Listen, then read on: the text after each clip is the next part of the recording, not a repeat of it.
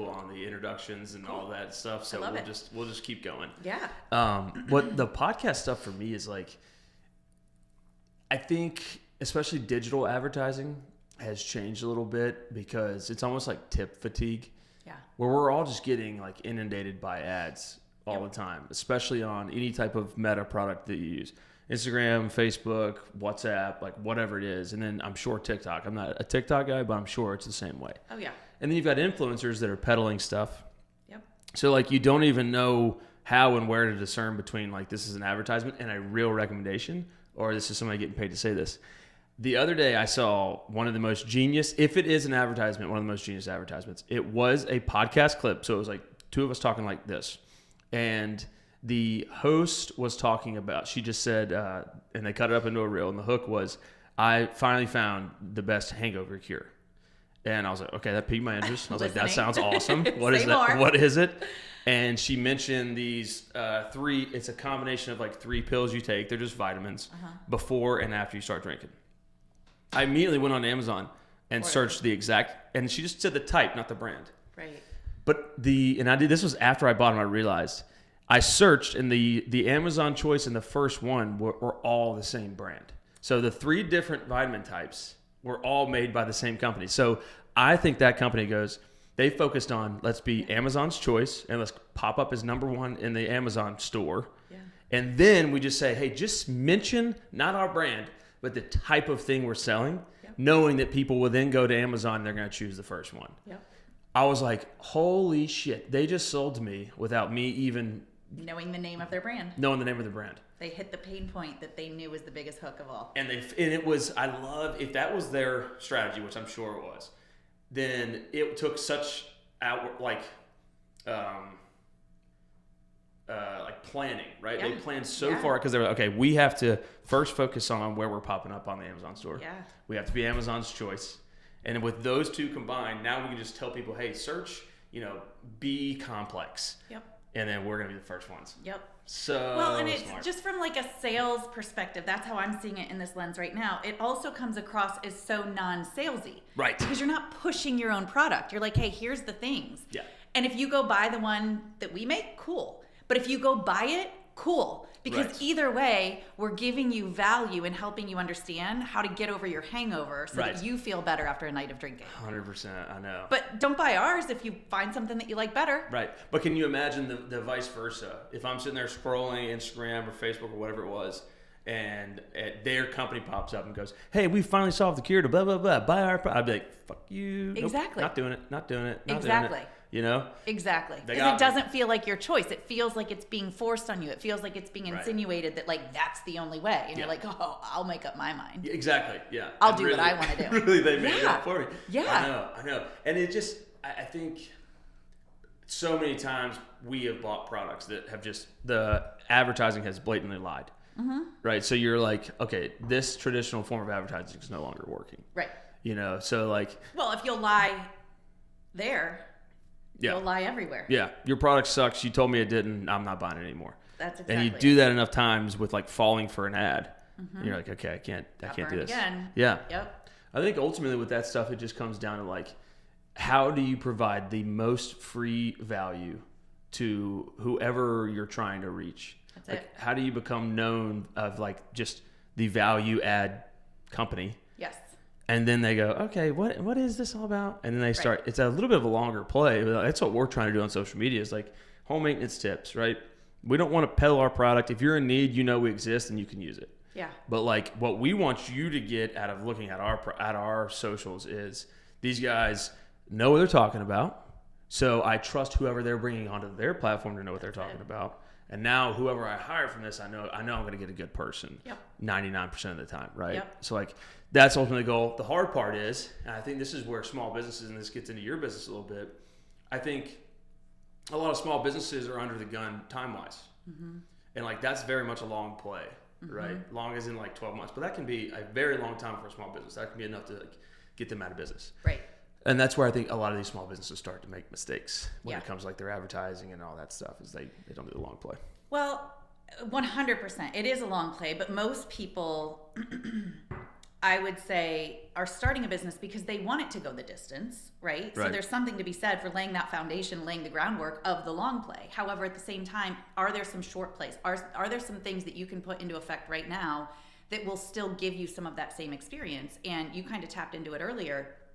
Who already has an audience that knows, likes, and trusts them?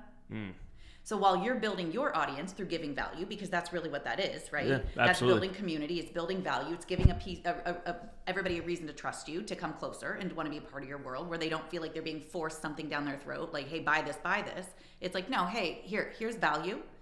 However, as you're building that, can you tap into who are some of the people in my world that already have an audience, already have that know, like, and trust factor with their world that I could collaborate with, I could connect with, I could be on their podcast. Right? What could I do? Because that expedites the know, like, and trust factor that somebody is building with their audience. Because if somebody that they already trust recommends you, then automatically done. And that's why, like, the influencer world over the last couple of decades has really become one of the ways that companies look to promote their products. Big time. Because they're like, well, this influencer already has all the attention, right? That's what we're all competing for. Yeah. Oh, yeah. We're all just competing for attention. Yeah. And where your attention goes is where your money goes. It's where everything goes, right? And so if people already had the attention, they've already captured that. Yep. That's the biggest skill of all. So how could we collaborate, connect, work with that person to help build my brand as well? That's 100% correct. That's like, have you ever heard of that show called Hot Ones? I think it is where so it's like a show that's been running for probably 5 or 6, maybe more than that years. But it's very simple. They eat the hottest wings, and this guy interviews like A-list celebrities as they're eating like the world's hottest wings. Yeah. So it's like funny, it's interesting, it's different. It's also celebrities, so that. But he's done it now for probably 5 to 10 years, maybe. And they just sold that business. They just sold it. And I was looking at it, I was like, what do you sell? Like, there is no product, there is no, but they've amassed 15 million subscribers on YouTube and millions and millions of eyes and views on all other platforms. And that's what you buy. Yep. And I was like, damn, that's so interesting. You buy somebody's list, you buy somebody's Facebook group, you buy, people that are like done with their business, but they've got 20,000 people in their Facebook group. Right.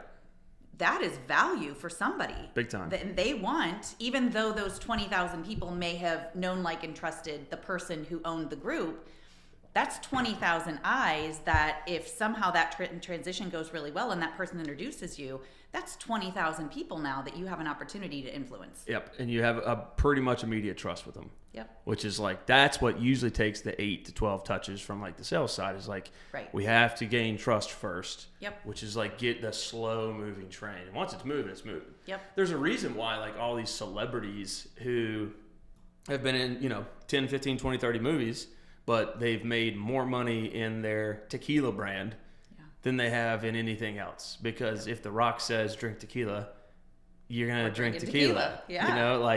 And it's just, it's the importance of building a brand. Yeah.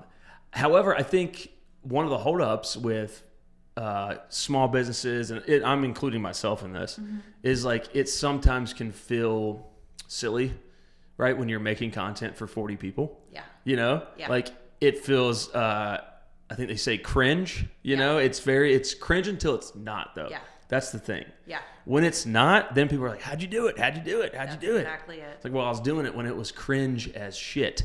And I was doing it when nobody was showing up. Yes. I was doing it when 40 people would be great, right? Yeah. Especially got 40 likes? Yes. Yeah. Well, and you know what I used to tell my clients too? Imagine you're in a room with 40 people. That's a really, really great point. 40 people's a lot of people. That's a really great point. Yeah. And you're dismissing it as if, well, it's just, what do you mean just 40 people? Right. What if all 40 of them wanted to buy your thing? Exactly. Yeah. And so what if they don't? What if they went and told somebody else because they got such value from what they did watch in your 2-minute clip and they went, wow, that was so good. Now you've got 80 people and that is more valuable than them paying you money in that moment. I always say it's more important to make the customer than it is to make the sale. Yes. Yes, the sale is great. However, the customer is a lifelong customer who's going to continue to buy from you. So if you make that customer and share your product, exactly, they then become your salesperson. Yeah. So those 40 people are really valuable. And even when you've got, I always tell this story. When I first started doing webinars, this was in 2018, I was committed to doing one a week for like, I don't know, 6 months or something. Yeah. My first 2 months, nobody came. Yeah. Yep. I mean, I did them. Right. I did them as if there were 200 people there, yep. but there was nobody on my webinar, yeah. right? Finally, I get 3 people who attend. So they've registered, they're in attendance. I can see the 3 names on the screen, and I'm like, oh my God. And I get about 10 minutes in, and my dog starts throwing up behind me as I'm live doing the webinar. And can they see the dog throwing up? They can't see the dog, but you can hear it. And I don't. Are you a dog person? Do you have dogs? We don't have anybody. I love dogs. Okay, it's loud when they throw up, and you know what it is. It's like, exactly. Right, there's a dog. You know exactly what it's like. Yeah. And I'm like, oh my God. And I'm thinking, well, the show must go on. I can't just stop. And I think I mentioned something, and then I'm thinking, oh my God, she's throwing up all over the carpet, and now it's going to be sitting there, and like it's going to ruin the carpet. And I mean, I always laugh and tell that story because I'm like, when I finally got an audience, and one of them was somebody I knew, and the other 2 were new people, my dog's throwing up everywhere. And I'm like, well, the show must go on, and I kept doing it. And what I tell people is, and I don't remember how many people came to the rest of the webinars, not many. I probably honestly had a dozen people over those 6 months of webinars. Yeah. Total. Yeah. Right? To your point of like, it's cringe at first. It's like, who am I doing this for? Yeah. However, in my mind, I was like, well, first of all, I know this is practice. I've been through so many things in my life that I know, like I was an athlete growing up. Like every scrimmage, I acted like it was the championship game, right? Like you're kind of in that mentality. So I always thought of it as like, well, if they're not here now, they might see this eventually. And so what I did with those 18 webinars that I did is I sliced and diced every single one of them, created content from it, and put it out into the world. I'm like, nothing is ever wasted. Right. Nothing is ever wasted. Even if that was never sliced and diced and used to create content, the fact that it did something to create that conviction in me of who I was and what I was talking about, that alone was worth doing it all. First off, I love all of that. I think like the first thing that comes to my mind is the fact that you were an athlete growing up, and then that's the mentality. Yeah. I think that is the absolute required mentality to be an entrepreneur, because unpopular opinion, maybe popular, I don't know, most days suck when you're an entrepreneur.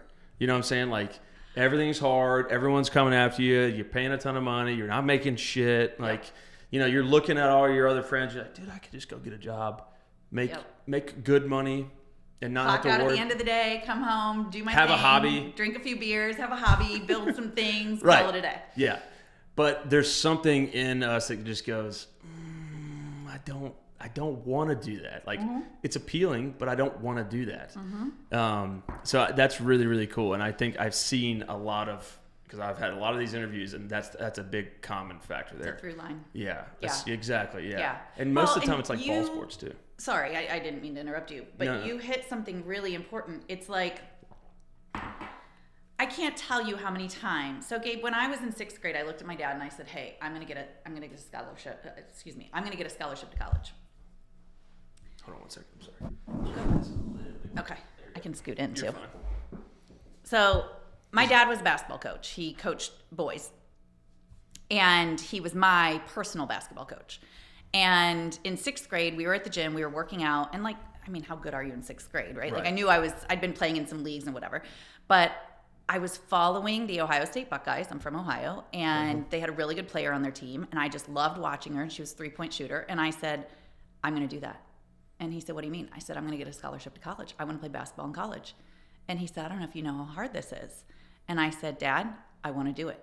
I'm going to do it. And he said, if you are committed to that, I will do whatever it takes to help you make that come true. And I knew he meant that. My dad was wonderful in that sense. Like he was the one that was going to be so dedicated to helping me grow as a basketball player. Right. And so he drew out on this sheet what I needed to do every single day for 45 minutes a day. So I had a workout for 45 minutes a day every single day that I did from the time I was in 6th grade until the time I was in 12th grade when I got my scholarship. Oh, wow.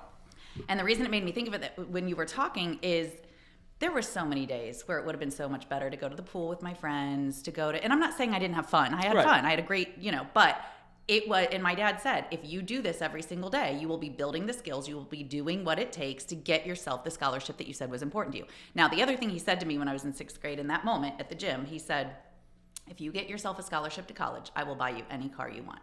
And I was like, all right. So that was like an extra incentive, right? Of course, I wanted to be able to say I was a collegiate athlete, but having a car, like that's really cool. Also, he's coming out on top of that deal because he was probably saving for your couch, and he probably saved a lot more than just a car. That's what I didn't understand at the time. Now that I'm an adult, I'm like damn, Dad. Shit, he got a good deal out of that, right? Like he really made out because smart man. Like that was all it took, to, right?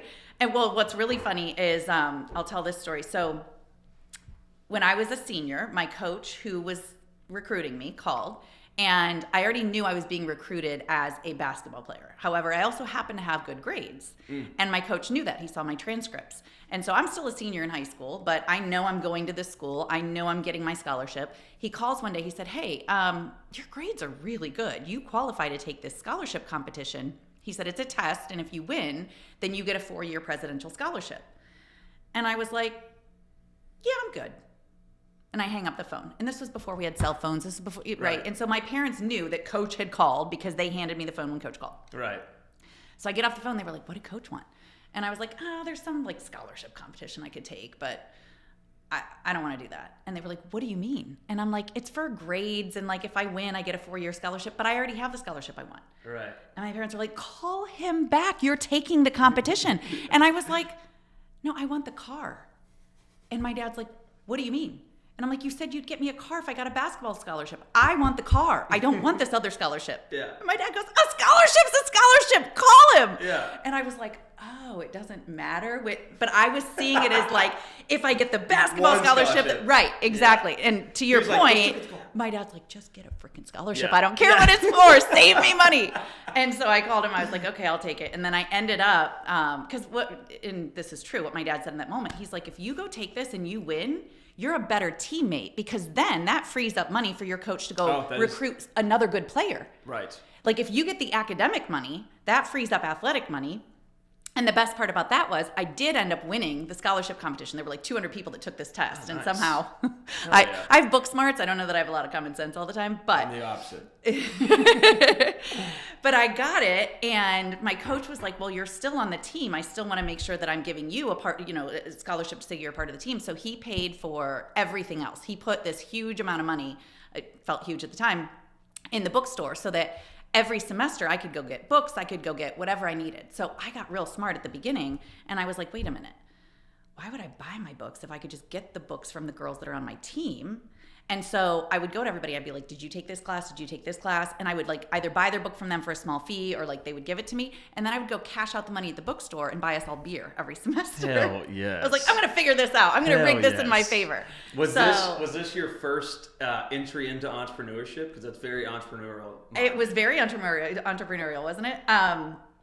I had a couple of other experiences in my life that were me being either a salesperson or an entrepreneur, but that was definitely one of my most creative. Oh, that's so good. One of the best stories, too. Also, the team probably loved it. Oh, totally. You were a hero on the team. Totally. Yeah, it was so no one's paying for coach beer's is paying on for me. beer. Yeah, exactly. Beer.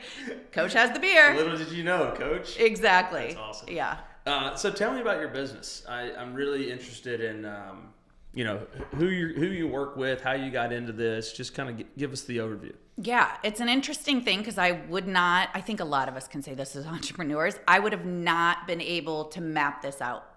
Like, I think this is what entrepreneurship looks like. I think that's what life looks like. And I couldn't have predicted it, which is one of the things that I think is so fascinating about life. And when you get to a place in your life where you're like, I wouldn't have planned this, I wouldn't have predicted this, but it's really fucking cool. Yeah. Then it's like, wait, then what else can I stay open to? Right. What else does the universe have in store for me that my human brain could have never perceived, could have never planned, but it's meant for me? And if I just stay open and I stay willing to show up in life the way that feels best for me, then things are going to come to me that I never could have ever believed or understood for myself. I want to dig into that because I think that is the biggest barrier for people wanting to take the plunge into like entrepreneurship. And I think, in my opinion, I think it comes down to a lot of ego. Yeah. Which is like, if it fails, I'm going to publicly fail. It's going to be embarrassing. Right. All of these things. It's going to be financially hard on me. It's going to be, my ego's going to be embarrassed and all this stuff. And then I got to go find a job and like come back with my tail between my legs type thing. So I think what you're saying is staying open to possibilities, and then knowing if you can and want to dive into those possibilities. I think what prevents people from doing that is their ego. So how do you, or how did you, when you first kind of really took the plunge, push that aside and say, I've got to give this a go? There's a quote that I really like that I heard once and I was like, holy shit, that's me. And it was, fate guides those who will, and those who won't, she drags. Ooh, that's pretty good. And when I heard it, I went, holy shit. Wait, am I allowed to cuss on here? Oh, yeah. Yeah. Oh, yeah. I went, holy shit, I've been dragging my feet. Yeah. I've been dragging my feet through so many things in my life where if I just fucking pick them up and let whatever's happening happen. Like, there are things that I believe that we are spiritual beings living a human experience. And I think, to your point, ego and our human brain can get in the way too often because what it's meant to do is protect us. It's meant to keep us alive. It's meant to keep us safe, right? So when our soul, our spirit has all these big dreams and these exciting ideas, that's the truth. That's what's meant for us. However, our brain and our ego is like, oh, hold on, that might be dangerous. And so there's this push-pull. And rightly so, that our body is supposed to take care of us. Our ego is there to help us discern and make decisions about things that will keep us safe, right? We've just judged something to be unsafe because it feels scary, it feels uncertain. And I think that that's what pauses a lot of people from actually taking the next step that they really do want to take. And I think, let me say it in terms of sales. People buy with emotion. They justify with reason and logic, right? I think the same thing is true with our dreams. We've bought into our dreams with emotion, but then we're like, but it's not practical. It's not pragmatic. It's not responsible. Somebody might say something to me. They might think I'm a failure if it all goes bust. And we end up not taking the action because we're so afraid of failure. And at the same time, we are failing our lives. We are failing our souls. We are failing the mission that we were put here to do. So to me, it's like, well, which failure feels worse? Right. Right? The failure of, I don't know, but I'm going to go try it and I'm going to see how it goes. And come hell or high water, I'm going to figure it out. Or the failure of, I'm going to stay in this like substandard, less meaningful life because it feels safe. And I'm not going to do the things that I really want to do because it just feels a lot safer to play this part that doesn't ruffle feathers and keeps me in this mode of I'm okay. So much good stuff there. Have to pause, take a quick break. I want to dig into that before we go too long. I actually got into photography when I was in the Army. I was an infantry officer for like 6.5 years. I got out in 2020. But I was... Thank you for your service. Yeah, absolutely. I love doing it. I was like, I loved parts of it and I absolutely hated parts of it. And I think unknowingly at the time, like what my brain was needing was kind of a creative release, which is why I love entrepreneurship, is because you can think creatively about a problem and try to solve it. And I think that's what makes great companies is they solve problems creatively, and that's what makes a great product or service or whatever it is. But I think in the Army, rightfully so, like it has to be like this. It's designed to... well, you shouldn't have to think to solve problems, right? It is like should be muscle memory because if you're in combat, you don't want to think, right? Or if you need to think, you need to have all of this other stuff be muscle memory. Yeah. So you can make a very quick decision and have all that brain space filled up. Yeah. So like everything is designed around that. So it's like don't think creatively, don't think outside the box. This is the way we do it, and I don't disagree with the reasoning behind it. Sure. It just didn't fit like quite my personality. Yeah. And I didn't really even realize why I was like upset with that until years later. Say all that because I stumbled into photography and I just like landscape photography. And then I got really addicted to that because I was like, oh, this is super cool. I can have kind of like a creative outlet here to where I can go do some like cool hike. I loved like that aspect of it because I was always trying to find the hardest hike, the hardest climb, and then get to a spot where you can take a picture where no one else can or very few people can, and do it at like sunrise or sunset, and that was like cool to me. And then the editing and all that process was neat. So all of that kind of like that was my camera that I had, so I knew how to work kind of that stuff. That's the first one. Yeah, exactly. Yeah, and then this is just a kind of a little $500 one. But yeah, and then we were like, when we launched the company before our product was even out, because we basically like launched in February-ish, where we started like, all right, we're going to get this a go of 2023. The product wasn't even ready until August. So we had to figure out what to do in the meantime. I was running another business, so I was really working on that. But like Lindsay, my wife, was kind of like, okay, how do we start this process? So we started we're like, all right, let's just do a podcast and start talking to these vendors and like just get plumbers in here, electricians. And then we kind of use it as that. And it was good for multiple reasons. It was good to learn about their industries because we needed to build a product. Exactly. Yeah. And then it was great because then they just signed on. Yeah. Like, hey, let's get you on as an early adopter. And then they were kind of like part of the building process too, which got some extra buy-in. So yeah, I had to learn all this. We had a guy that was with the company for a little bit who like kind of ran it all. And then he left and we didn't really need that position to be filled, to be honest. So I was like, I mean, I can do this. So it's literally GarageBand, which is free. Nice. And then this stuff is like relatively easy to understand once you get the hang of it. Yeah. But we have messed up like 5 or 6 podcasts, like the sound wasn't right, or one mic wasn't working, and all that stuff. So yeah, you live and you learn. Yeah. Nope. So I do want to go back to exactly what we were talking about because it was really interesting. Yeah. Talking about how people were kind of scared to get into something, and the fear of failure and all this stuff. What's your take on? I think my opinion on some of this stuff is, people always hear like these gurus talking about find your passion, find what you're passionate about, passion.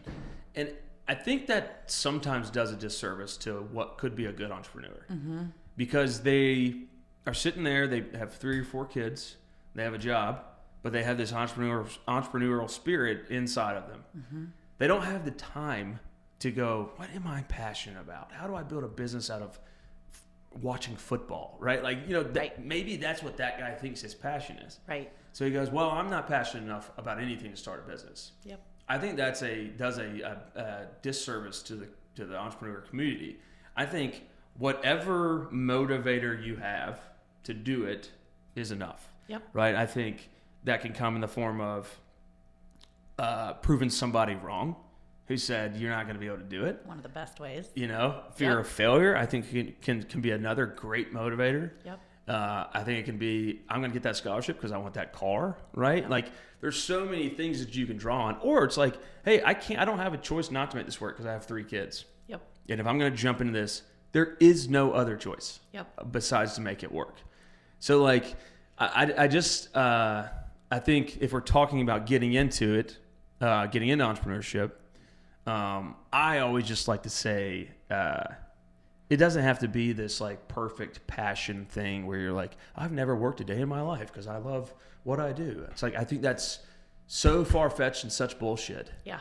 That it does more of a disservice to people than anything Totally. else. I think people are waiting for the passion to show up in a box. Like it's ready to made. Here you go. Here's exactly what it looks like. Here's steps A, B, C, D, and E. And as long as you follow those, they're looking for fucking certainty. They're looking for it's all going to work out. It's all going to be perfect. But like, how do you ever figure there's no better teacher than experience. You're going to fuck up a lot. And I believe success and failure are not opposites. They're the exact same thing. They're both the result of trying.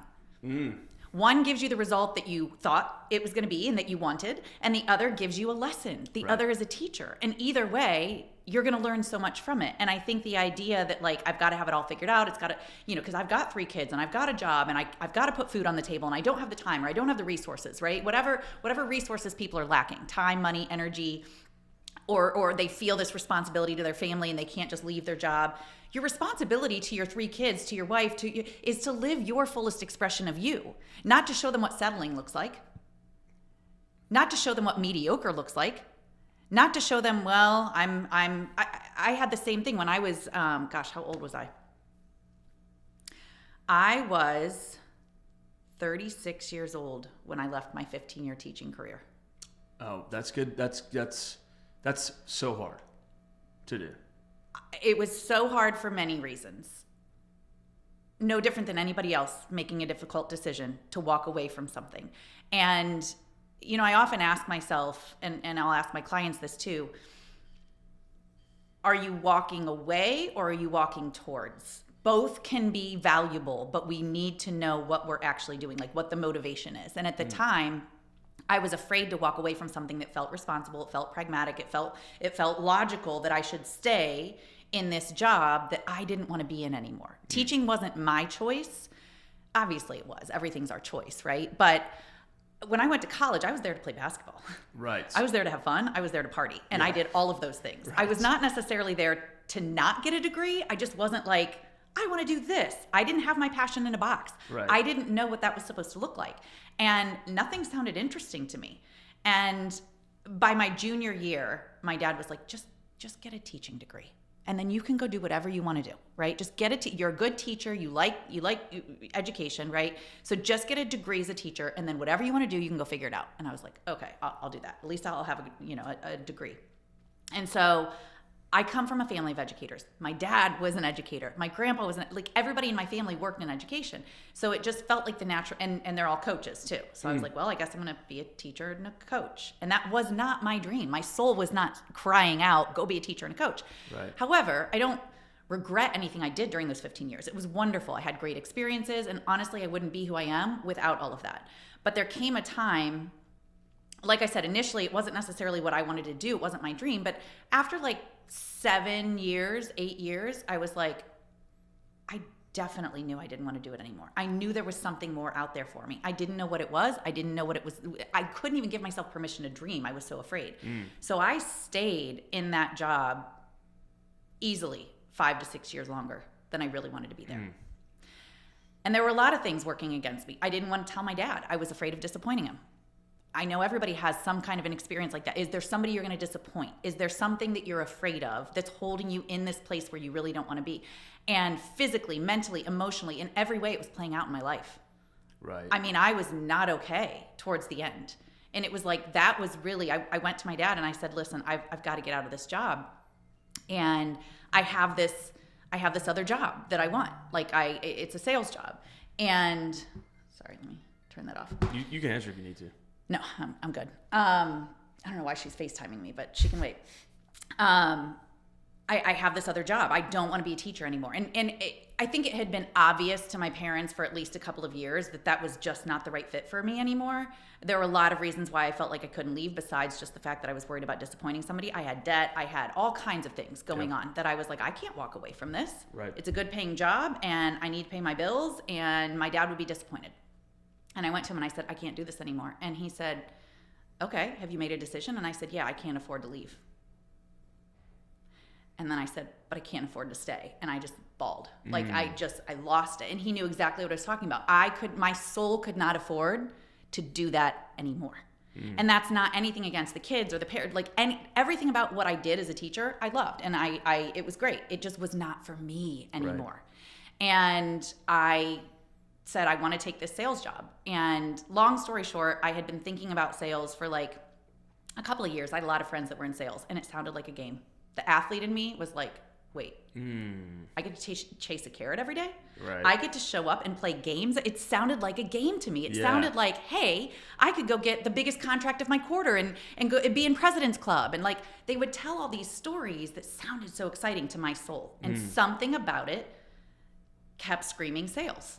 I didn't want to be a salesy weirdo. Right. I didn't want to be one of those like used car salesmen that like get the bad rap, but something about sales excited me. And so I decided, I also had a boyfriend at the time that was number 1 in the nation in his job. And I didn't know what that meant. I just thought it sounded really cool. Yeah. And I'm like, if he can do it, I can do it. So I'm going to go get a sales job and I'm going to become number 1 in the nation, which is like so fucking Pollyanna, Gabe. It's so ridiculously like pie in the sky, right? Like, oh yeah, I'm going to go be number 1 after 15 years as a teacher. But that's what I said. I was like, I'm going to hit the ground running and I'm going to become number 1 in the nation. And I said that on day 1. I walked into the job. So long story short, I had a friend that I grew up with and he was like, always told me that he would hire me if I ever wanted to do sales. So I was like, okay, I'm ready. He's like, you're ready? I'm like, yeah. So he hires me. I walk in and they were like, why would you leave teaching to come here after 15 years? And I was like, because I want to be number 1. Yeah. They're like, okay. To a dozen sales veterans sitting in that room, that was like the biggest joke. They laughed me out of the room. And I was like, well, is it hard? And they were like, yeah, we've been in sales our whole lives and we've never done it. And I was like, well, where there's a will, there's a way. Yeah, but that's like the motivator. That was the motivator. That would have motivated the shit out of me. That was it. I was so... I'm not y'all. Yeah, exactly. Yeah. game on, right? I'm not you guys, so let's see how this goes. And it was, again, the athlete in me, like we mentioned this earlier, there's such an energy, an edge that you get as an athlete. Being an athlete your whole life, whether you've played in college or not, you've learned things about yourself. You've put yourself to tests. You've pushed up against edges that you never would have otherwise, physically, mentally, emotionally. All of that stuff plays a part in who you become later on in life. And so, yeah, to your point, it was like, oh, you're going to tell me I can't do it? Hold my beer. If y'all would have been like, yeah, you can probably do that, I might have been like, fuck, why am I here? Exactly. Yeah. Oh, yeah. Good for you. Anything's possible. You can definitely do it. Yeah. They did the opposite. They're like, they did the opposite. And it was the best thing that could have happened to me. And it was like, I always say how do I say it? I was ignorance on fire. I was ignorant. I didn't know why it shouldn't be possible. I was so oblivious to how hard it could be or should be because I've never done it. That's the sweet spot. Exactly. And with intelligence too. Yes. Like there's no stopping that. And with that edge, that drive, that's what it was. So how long did it take you to hit it? Year and a half. You're like, well, I know what happened. I didn't even know if you did it. Exactly. I just exactly bet on you, right? I bet on you because, well, if there were nothing else, I think from this conversation that I would hope everybody would hear, I think that's it. Yeah. Bet on yourself. Yeah. Every time. There's nothing more certain in your life. Like that even brings tears to my eyes to think about. There's nothing more important that you could ever do to bet on yourself. And so many people are betting on forces outside of them that they can't control to provide, to be who they are. And it's like, no, there's nothing more important that you could do than to fully realize the power that you have in just being you and betting on yourself. And that's really in that moment what I did. It was like, okay, well, where there's a will, there's a way. Yeah. And I'm not going to say that year and a half was pretty and it was like, It never is. No. It was full of tears. It was full of frustration. It was full of happy times too, because I'll go back to what I said. I was oblivious. I was like just ignorance on fire. So I was like, what do I have to lose? Absolutely. Nothing. That's a Nothing. beautiful spot to be in. Exactly. I'm already kind of expected to fail. Yeah. Just because of how I'm coming in. Yeah. And nobody's seeing me. And here was the other thing that happened. Every day we had to be in the office on Mondays and I would write thank you notes. And like these were call block times, right? And for anybody who's never had a sales position like that in a corporate job, you're making hundreds of phone calls a week. Like that is your job, is to get on the phone and just, you don't even hang it up. You just right? You're dialing for dollars. And here's everybody in my sales team dialing. And I'm like writing thank you notes. And the one guy, he's still a good friend of mine to this day. He's like a brother to me, Kevin. He was the one that was like, I've never done it and I've been in sales my whole life. And I was like, well, he sat at the desk right next to me. And every day I'm like writing thank you notes. He's like, what the hell are you doing? And he's like, calling. And I was like, I'm writing thank you notes to the people that I had appointments with last week. And he's like, get on the phones. He's like, you're never going to be able to make enough calls. And I was like, you do you and I'll do me. Like, this is important to me. I want to write these notes. And he made fun of me forever, Gabe. He still does. Yeah. For writing these thank you notes. And so when they announced me about a year and a half later as number one, Kevin comes up to me and he's like, all right, how'd you do it? Now, this is the guy that sat right next to me in the office. He goes, how'd you do it? And I said, what do you mean, how did I do it? You sit right next to me. You're asking me how I did it? He goes, you watch me. Yeah. He goes, you going to try to tell me those thank you notes made you number one? I said, are you going to try to tell me that they didn't? And he just shook his head and grumbled and walked away. And when I tell that story, here's what I say to people. I'm like, if you think that you're going to go write thank you notes and that's going to make you successful, don't fucking do it. Right. If you think you're going to go write thank you notes and that's going to like don't do it for the wrong reasons. However, please know that absolutely 100% those thank you notes are what made me number one, along with a lot of other things. Of course. I got a good question off of that because I think this is what would be in my mind if I was listening. How did you persevere through the time of these guys that had way more experience than you telling you, hey, just trust us. Like in our experience, you're wasting your time. Like if you want to be number one, you should be doing these things. But you, without any experience, said, no, I'm going to do it this way because I just feel it's the right way to do it, or something like that. Yeah. How do you not go, okay, I need to listen to the people that have the experience here and instead I'm gonna go try it my way. Yeah. Right? Because if it didn't go your way, it would have been like, I should have followed the people who have done this for years and years and years of experience. So how do you persevere through like, shit, am I doing the right thing here? And trusting your the gut, uncertainty that I'm going to trust myself. I'm going to do, even though it might sound crazy, even though it might not make any sense to anybody else, I'm going to do it. I hear what you're saying. And it's not like you're actively thinking that the whole time you're doing it. You're actively going, is this the right thing? Should I be doing this? Am I doing it? Is this going to work out? Like literally anybody who's ever done anything doesn't have any fucking clue what they're doing. 1,000%. Like, I think that was when I first heard that years ago. I was in a mastermind working with a coach, and she was like, nobody knows what they're doing. Yeah, that's correct. And I was like, that is equal parts fascinating and terrifying. Yeah. You mean nobody knows what they're doing? Nobody knows what they're doing. Nobody. Yeah. And I'm like, oh my God, so we're all just making it up as we go? And like, I will say success leaves clues, right? Yeah. So to answer your question, I think whenever we look at somebody, if you want somebody's life, do what they do.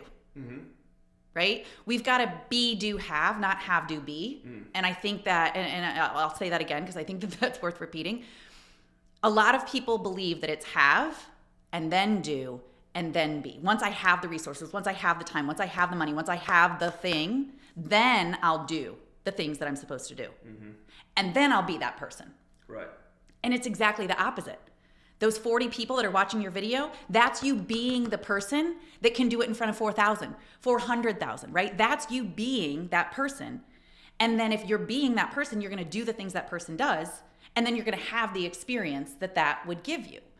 And so when I was new and I didn't know what I was doing and I was ignorant and oblivious to everything, I was like, well, and here's the caveat. That guy that hired me, a good friend of mine, he was the sales manager. I had him for a week before he left because his wife was having a baby. He had to move back across the country where they had moved to. And I had no leader. I had no direction. I had nobody to train me. So I was kind of like, well, that might have been a blessing in disguise. It was the best thing that could have happened because I didn't really have much accountability in terms of like, but I mean, I'm going to show up and do the work, but it's like, well, what am I going to do? So I was like, well, who are the people that have some of the things that I do want? I'm not going to completely emulate one specific person, but I'm going to take pieces and parts. So I went to the leaders. I said, well, out of all the people on the team, she's the best over here and he's the best over here. So I said, what can I do to help you? When can I go on a ride along with you? What can I do to serve and help what you're doing in your job so that I can learn from you?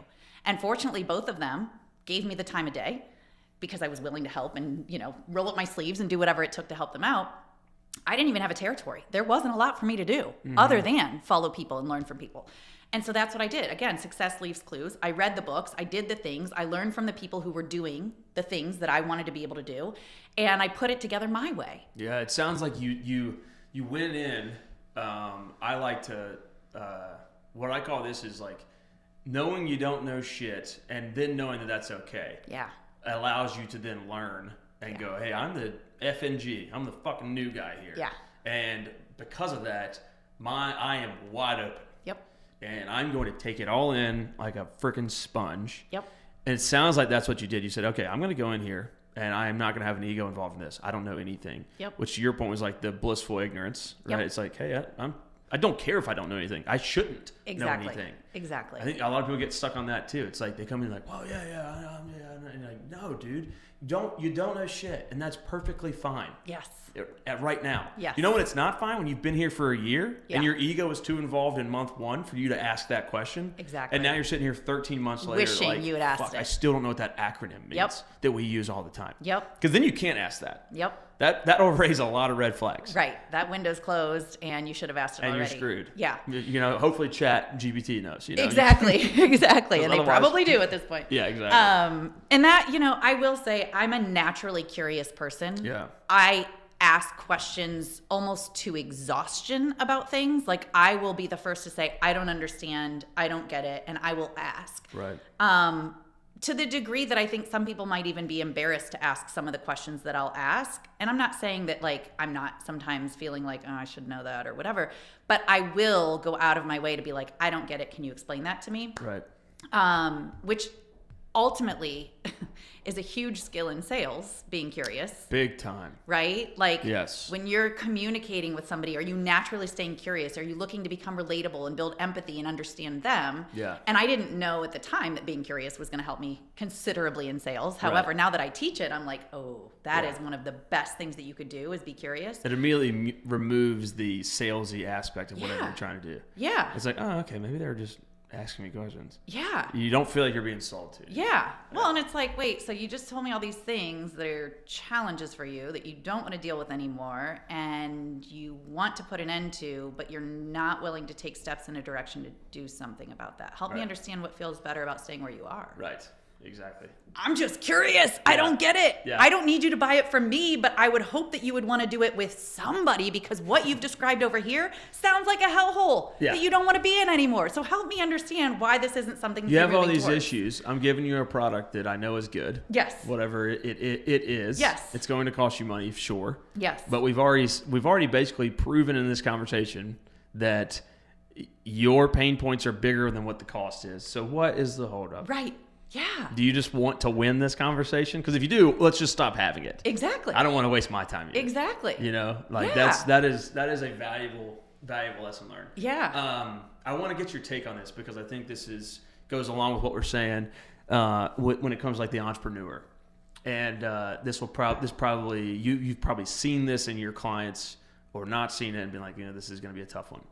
They did a study trying to find like the commonalities amongst the most successful people in the world, right? And the gauge of success was like basically money, right? The billionaires of the world. And like the cutting through the noise of like, you got to wake up at 4 and you got to go do this, or you got to eat healthy, or you got to go to bed early is overwhelmingly bullshit. Because when you look at the most successful people in the world, there are early risers, there's late risers, there's early to bed, there's late to bed, there's healthy, there's unhealthy.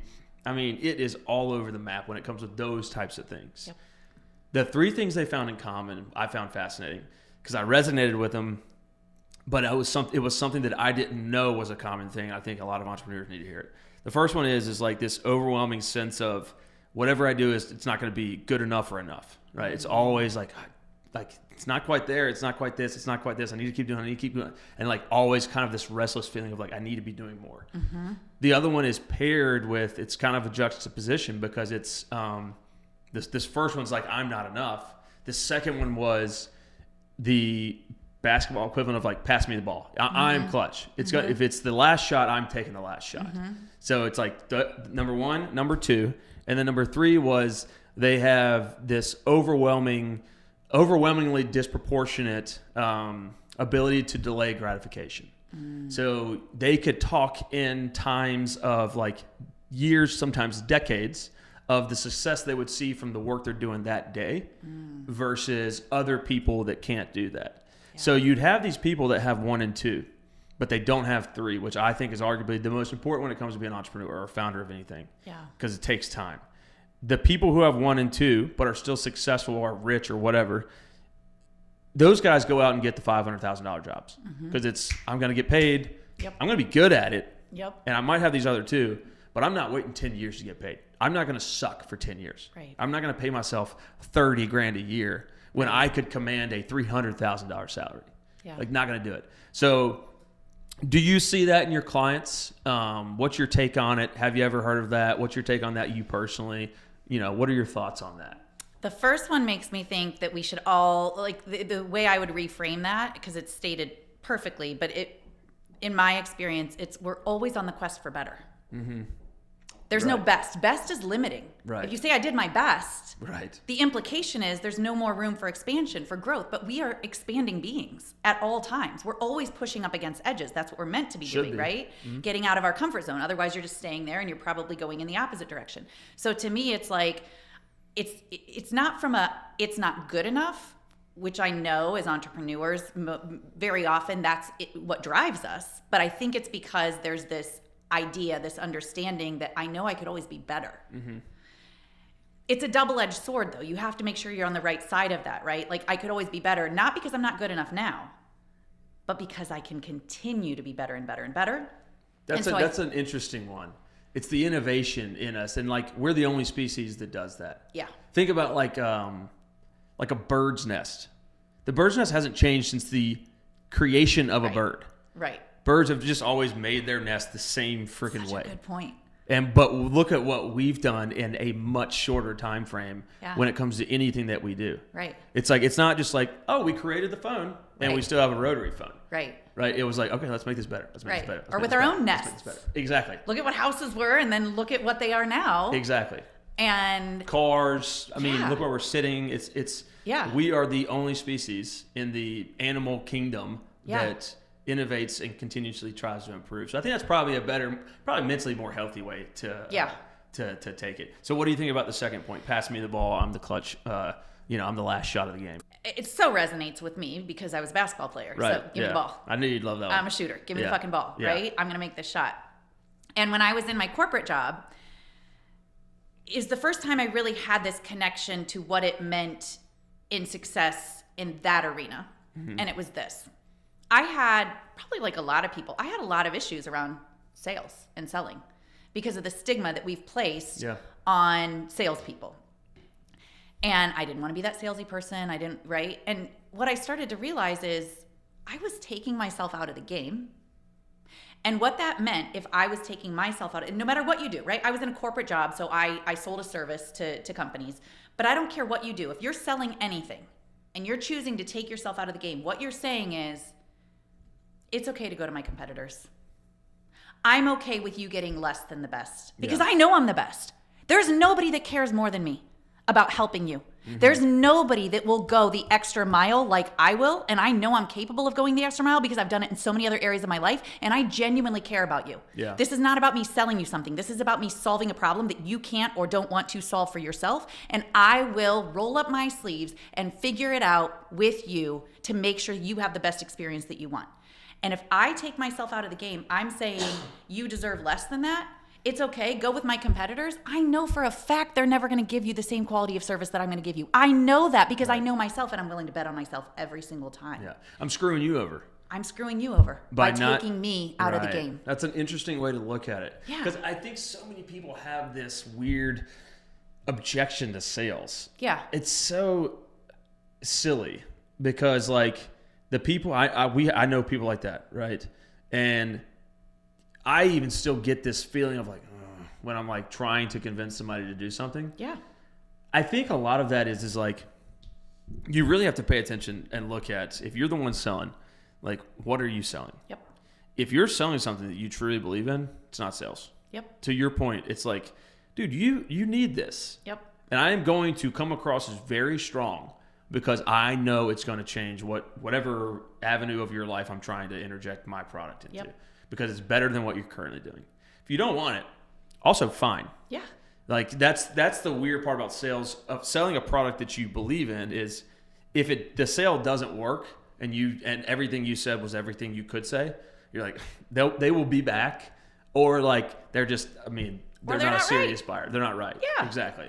Yeah. It's an interesting thing. There's buyers and non-buyers. And non-buyers are not the right fit. They're not the right person that needs your stuff or whatever. And the categories of buyers are now, soon, and later. Mm-hmm. There's now buyers, there's soon buyers, and there's later buyers. And none of those categories is up to you when they decide to make the decision. Yeah. What is up to you, what is in your control is how you show up, how you serve, how you provide value, how you connect, so that when it is time for them to make that decision, whether it's now, soon, or later, they know they want to make it with you.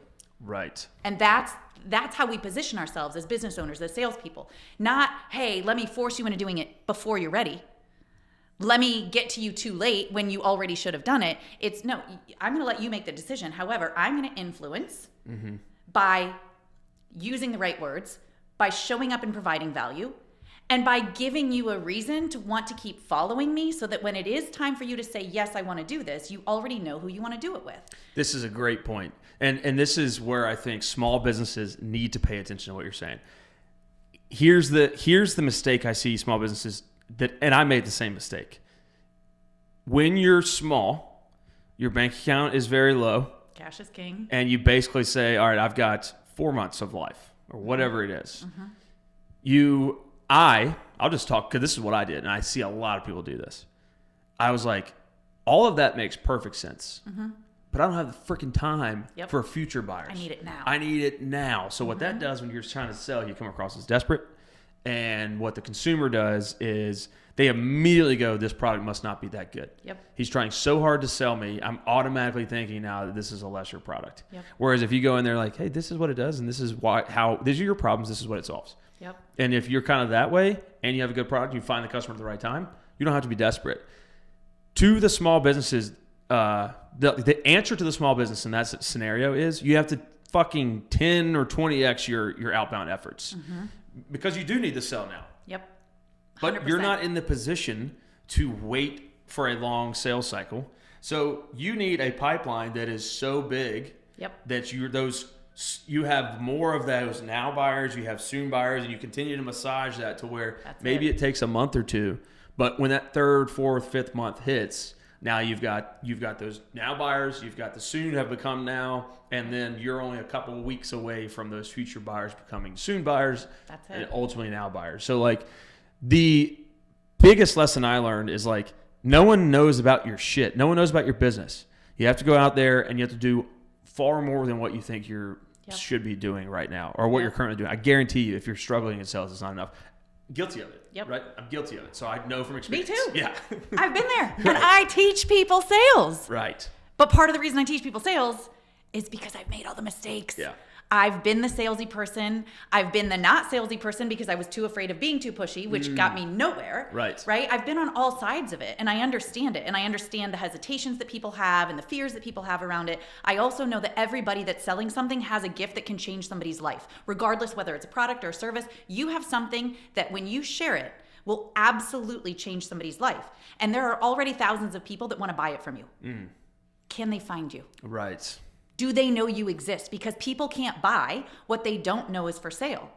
And the challenge is not that you don't have, people are like, where are my customers? Where are my customers? Do your customers know where you are?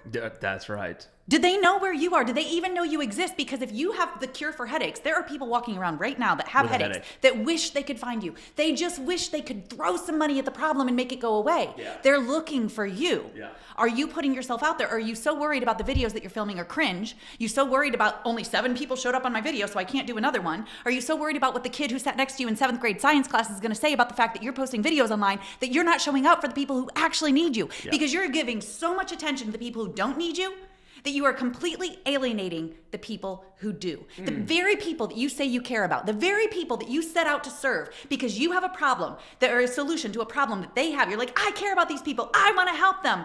But you're giving all of your time and attention and focus to the haters, and it's keeping you away from the people that you claim to care about. That's money. That is a great way to put it. That is a fantastic way to put it.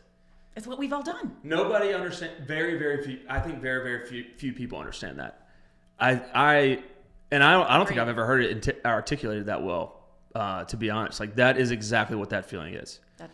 It's like, what? Why are you doing this? Like to the example of the headache, you created whatever you created to stop headaches, but there's people there's probably 50,000 people in Nashville right now that have a headache. At a very minimum, would love to get rid of it. Yeah, you got to find. So I think to get a little bit more into like the business side of things. Any success I've had in business has been understanding the customer's journey, because to your point, you have to find them where their headache is. In this example, it's a true headache, right? So where are they at in their day, and they get this headache, and then what's the next step they take? We need to interject right there. And then you don't have to sell. Right. You just go, here you go. This is what you need. Yeah. And what's it holding them back from? Point that out. Hey, could you be doing this? And instead you're sitting there with that headache. Hey, could you have done this? And again, not to get too much into but like, yes, are we hitting them right where it matters? Yeah. In terms of you're meeting them where the problem starts? And are you helping them see that it's a problem worth their attention? Yep. And if so, it makes it such an easy decision to say, here, I want your help. You're not selling, you're helping someone make a buying decision. That's what I believe sales 100%, is. 100%, yeah. And I think, so for the small business that has no money, they might hear that and go, well, that's true, but that sounds expensive. That sounds like I have to advertise everywhere. It sounds like I have to, run ads and do this. And I don't know how to do it. I don't know who to trust to do it. I don't have enough money to do it. I want your take on it. First, I'll kind of give my opinion. This is where small businesses either become successful or not. You have to get creative. Or you have to, for the first year of doing it, just say, I think this is where you can't outwork other people, right? Generally speaking, I think the outwork thing there's like a point of decline there. The first year, it's certainly not. I think you can outwork some competitors. Yep.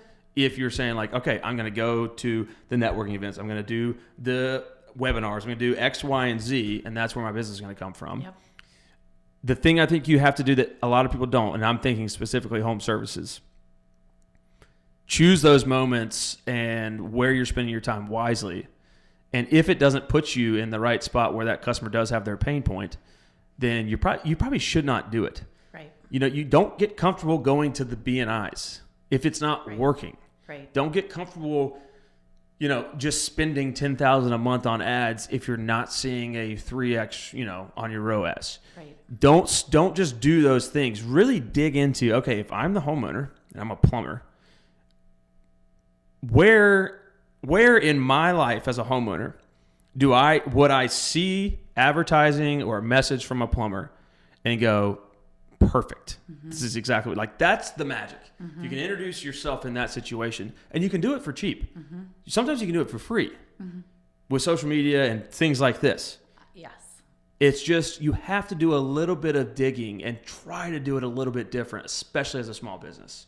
You have to get creative on some of that stuff. And I'm not saying do or don't run ads. However, it is not a requirement at all to advertise and get the word out there. And there is no better advertisement than word of mouth.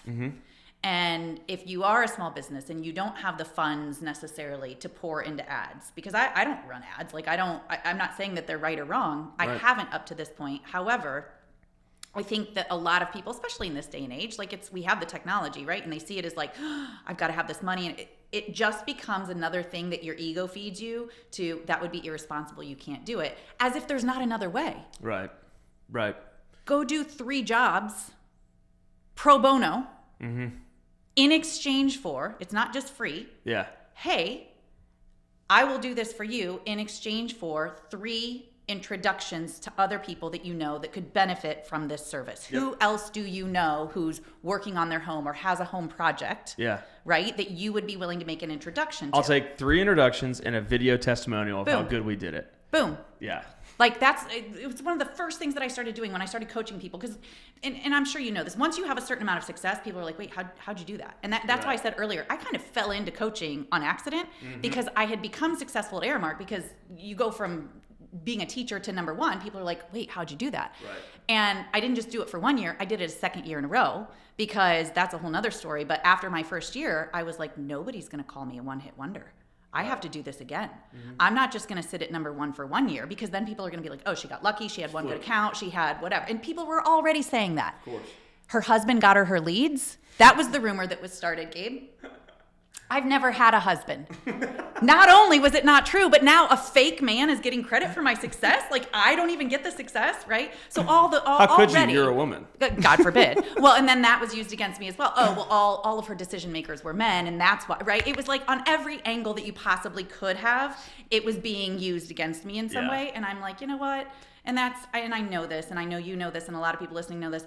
People are going to make up whatever story they need to make up to make themselves feel okay about their own life. That's it. And it absolutely has nothing to do Why with you. couldn't I do what she did? Well, it's because of exactly. X, Y, and Z. Well, it's because her husband got her all over leads. Yeah. Oh. Yeah. Yeah. If you were a guy, it would have been, wow, he has these connections with these people. Totally. That's why that he knows the right people. Right. I mean, all of it. Everybody it's not that they worked has. hard. No. And I mean, to be honest, yes, it's hard work, but if hard work was the answer, then every teacher, construction worker would be the richest people on the planet, right? So it can't just be hard work. Exactly right. Right? We've got to elevate above the idea that our physical labor, because that has a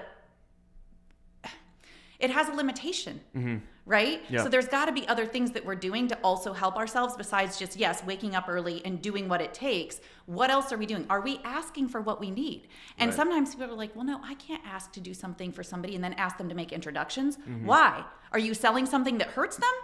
Right. Are you selling something that ruins their life, that makes things worse? Or are you selling something that's going to help them in some way that they can't or don't want to help themselves? Right. Because if you're selling anything other than things that are solutions to people's problems, then we should probably have a conversation. But if you're selling things that will help people, then you have an obligation to put it in front of as many people as possible that it can help. The last thing being the most important, that it can help. Your stuff isn't for everybody. There's 8 billion people on the planet. Right. It's okay that not all 8 billion people are meant to be your customers. Yeah. Like if somebody right now were like, hey, we've got NASCAR tickets for you, I wouldn't pay a cent for them. You're like, nah, I'm good. I'm not a NASCAR There's other people person. that would pay thousands of dollars for that. Like, listen, I love John Mayer. If John Mayer was going to be sitting right next to me at the NASCAR race, I'd probably go. Right. But that's about it, yeah. right? Yeah. I mean, maybe some other people that could. But point is, that's not valuable to me. I don't want it. I don't need it. If somebody's like, hey, we've got the best bait in the world for your next fishing trip, I don't go fishing. I don't care about that. Right. I'm not your customer. Yeah. There's a lot of people in this world that are not your customer. The good news is you don't need very many of them to make a very lucrative, successful business. Yeah. You've just got to be clear on who they are, what problem you solve for them, what's holding them back if they don't solve that problem, and how can you become more findable, helpful, and valuable for them so that they know you're the one that they want to help them with it. Yep. Finding them at the right spot and then ensuring that whatever your promise is, it actually does what it does. Yeah. Because then that's what creates, hey, they're in another conversation with a friend who then has that same pain point. And you're like, boom. Because if you think about it, you know, let's say I'm selling John Mayer merch, right? And I find you as a customer. You're like, hell yeah, we nailed it. That's our customer. You are likely hanging out with people that have similar interests. Maybe John Mayer is one of those. And now you're going to tell them about the John Mayer merch that I sold you. Yep. So if you put that into the context of anything in any business, finding the right customer and then doing exactly what you promised to do, all of the people they hang out with have the same interests, generally speaking. So it would be really wise of you to say, I'll do this for free if you introduce me to 3 of your friends who need the same product. And a video testimonial that I can then turn into an ad. That's it. And then know exactly who you are and what decisions you make and all that stuff. That's it. There was something I wanted to mention. When we were talking about when you saw success, in your sales career when you first started, then everybody's like, well, she got it because of this, blah, blah, blah, blah, blah. Something that always really resonates with me that I never thought of, because in those scenarios, I was like, what? How? What? Like, why are you randomly trying to take away any success that I've had? Right. I don't even know who you are, really. Right. Someone said, I can't remember who it was, but it's like, no one is attacking the crazy homeless guy on the street, right? No one's saying like, shut up, don't spread lies, blah, blah, because we all know that he's just crazy. Right. And probably on drugs or whatever it is, right? So he's not to be taken seriously. Right. No one punches down, generally speaking. That's a beautiful way to say it. Nobody punches down. You don't hear Elon Musk being like, plumbers are stupid. Right. He's like, yeah, go build a great business. Yep. He's trying to do this. So if anyone is punching at you, 99.9% of the time they're punching up. Yep.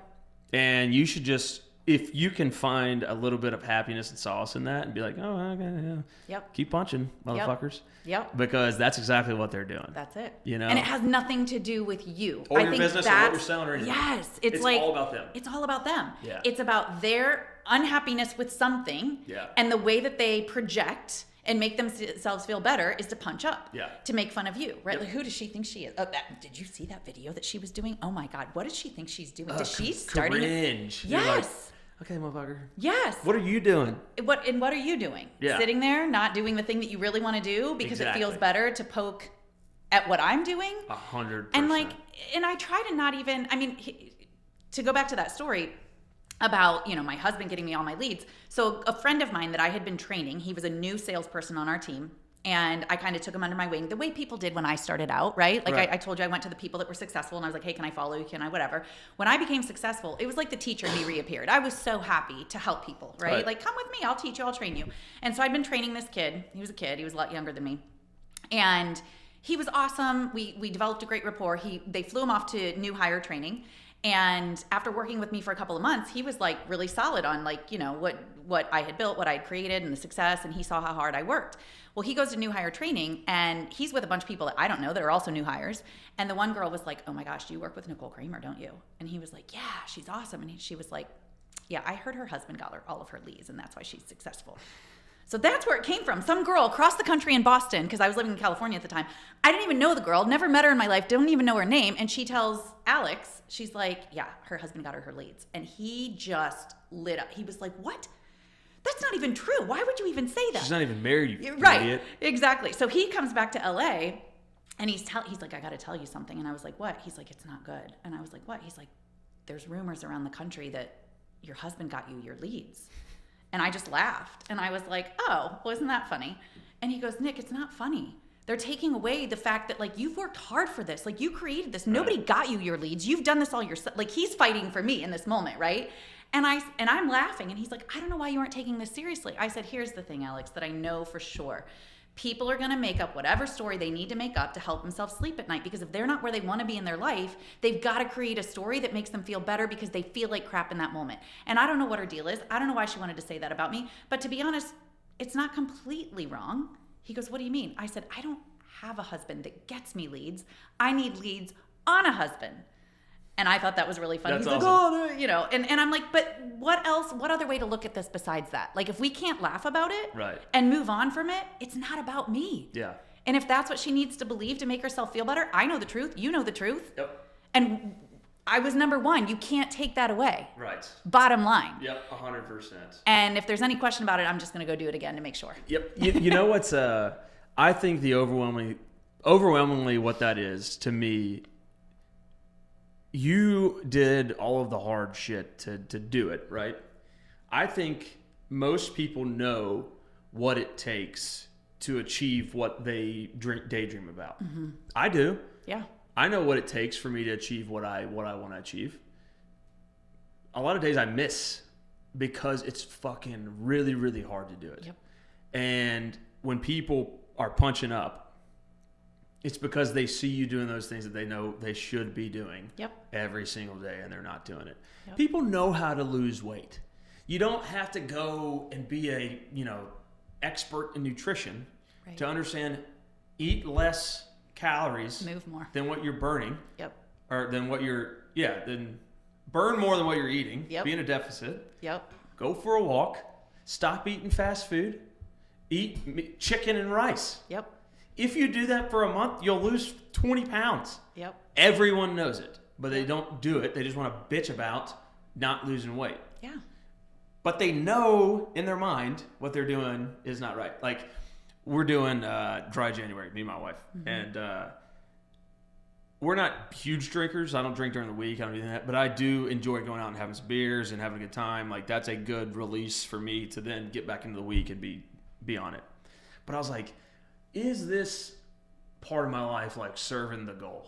Mm-hmm. Like, if I go out and have 5 beers, I'm 33, so that's enough to really ruin my next day or two. Mm-hmm. Is it worth losing a day or a day and a half of progress? The answer is always no. So as we've gone out and said, like, all right, I'm not drinking. And what I've turned it into is I'm not drinking until we hit 50,000 in monthly recurring revenue. So I'm like, I don't give a fuck. I have a goal here, and no matter what, it doesn't, like, this is not worth it. This is worth it. Right. But anyone who does that always has a friend, or there's YouTube videos, Instagram reels, whatever, making fun of people who make that decision. Yeah. It's like, oh, come on, just have a piece of pizza. Yeah. Come on, just have a beer. Yeah. You're like, if those are your friends or the people you're spending time with, they should be celebrating that. Yeah, you should probably not fucking spend time with them. Exactly. Because you're doing this for a purpose. And I went out this weekend with my buddies, and great. I have lifelong friends from the military, and not one of them applied any of that type of pressure. Nice. Right? You're just like, okay, this genuine is like friends. Genuine. Yeah. They're like, hell yeah, that's awesome. They're not going to do it, unless they want to. Right. They're drinking beers. That's all good. Like, exactly. And I'm fine with that too. Yep. But like, to your point about punching up and people making excuses and all that stuff, I think a big thing about successful entrepreneurship is surrounding yourself with people 100%. that will support your goal. Yep. And if they're not there to support it, I think most people try to hang on to those relationships longer than what is healthy and what is going to move you forward in whatever goal you're trying to achieve. Yep. You're better off to cut the dead weight. Cut them out. A rising tide raises all ships. Yeah. And those people will sink you faster because they're not, it goes back to what we were saying earlier. It's about them. You're a mirror for them in that moment, right? Yep. Them trying to get you to eat the pizza, drink the beer, whatever. It's like, well, who's this for? Why, how, help me understand why it matters to you so much. We're here together.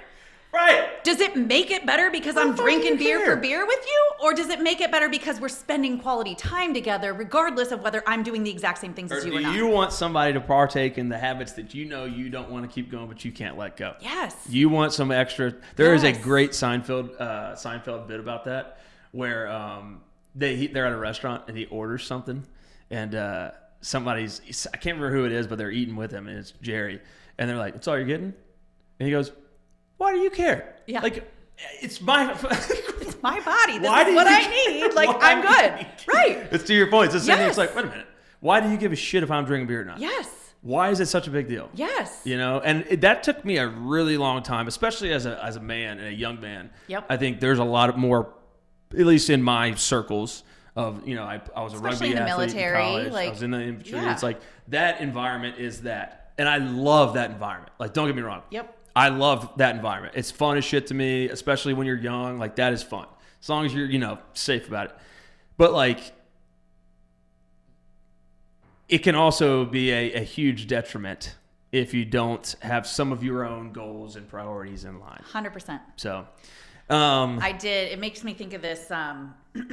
So I struggled for a long time I was a really big partier. I was a really big drinker and I loved it and I was good at it. Yeah. Until it got to the point where I felt like a shell of myself and I knew something had to change. And I knew that that's what it was. It still took me a long time to really come to terms with that and make the decision. However, I had a friend years before that who had taken an entire year off of drinking. She would still go out with us. She would still party with us. She just didn't drink that whole year. And she did it as an experiment because she was like, well, if I can't take a year off, then what does that say about my relationship with alcohol? And 100%. I just want to see how I feel, how I operate, like how my life changes. And after that year, she went back to drinking. Mm-hmm. It never was lost on me what I had watched and witnessed during that year, but I was not in a position to make that decision for myself. I was like, I would never do that. Right. I was that person that would, oh, come on, what do you mean you're not drinking? Yep. Like, I was her. Yep. So I'm not like mad at those people because I was one of them for a long time. Same. However, when it got to the point where I was like, this doesn't fit in my life anymore, but that was still a secret with myself. Yeah. I didn't know how to take action on that. I didn't want to because I was so afraid. I saw it as two categories, the people that can and the people that can't. And I saw myself, well, if I stop, what does that say about me? What does that mean about me? I'm going to lose this, and I didn't want to lose, right? And so I got to the point where I was like, you know what? I'm just going to do what Lulu did. I'm just going to take a year off. Mm-hmm. Because if I can't, again, what does that say about me? What does that say about my relationship with it? Am I implying that I need that to live and to enjoy life? So I was like, let me just do it for a year. And you know what? If I decide after a month or two that I don't want to do it anymore, like I will give myself permission to change my mind at any point. Right. And so the beginning of 2018, January 1, 2018 was my very first day of being a non-drinker, right? At least for the year. 2 weeks in, I go hang out with a friend and she's like, hey, I'm going to go make a gin and tonic. What do you want? It's a Saturday afternoon. We're just hanging out in her backyard like we always did. And I was like, oh, I'll just have sparkling water. She's like, I don't think you heard me. I'm going to make a gin and tonic. What do you want? What alcohol do you want? I said, I'm going to have sparkling water. And she goes, are you not drinking? I said, no, I'm not. And she goes, for how long? I said, for all of 2018. She goes, shut the front door. It's only 2 weeks in. You still have time to quit. I said, I don't want to. I want to do this. And she goes, then what am I supposed to do? Oh my God. I said, whatever you want to do. Go make your gin. You said you wanted a gin and tonic. Go make your gin and tonic. I'm here. What I'll say about that though is like, I think, and this was a big reframe for me because when that happened, when my friend was like, you know, not happy for me. That's how I experienced that. And you said it earlier too. It's like, well, if you're hanging around people that aren't happy for you when you've made a good decision for yourself, then what does that say about those people, right? Like maybe we don't want to be around those people. And it didn't make her a bad person. It didn't make any of like my group of friends that I was in that world with aren't bad people. However, I had chosen to make a decision that was good for me and I had to stand behind that. It's like make a decision and line up with that, right? Like I can't make the decision because I think people are going to be happy for me when I make it. I've got to be happy for myself. And I learned that because at the time I was seeing my therapist that one of the most impactful people that I've ever known in my entire life. He passed away a year and a half ago, unfortunately, but he helped me through this period of my life that like, I know that that's what he was meant to be in my life for. And long story short, he had been somebody on the party scene with me years before that. And then we had kind of lost touch. He had gone off, changed his life, and become a therapist. And then we met in this like truly divine way. And when I started seeing him, I was like, I want to stop drinking. And so in that first like early stages, a couple weeks in, I went to him and I was like, nobody's happy for me. And he goes, are you happy for yourself? And I was like, no, because I was still so busy in my life seeking external validation that I hadn't still connected with the power that's in here. And I think this goes back to even what we were talking about earlier. Like there's something inside of you that's speaking to you, and it starts with quiet little whispers, and then it goes to screams, and then it goes to all out like complete destruction in your life if you don't fucking listen to it. And that was one of the things that was trying to communicate to me in my life. And I kept looking for external validation in so many areas. And that was another one. And that was a big reframe for me to go, wait a minute. I made this decision so that I can be proud of myself, so that I can be happy for myself, so that I can create a different experience for myself in life. I can't wait for people to be happy to make me keep doing it.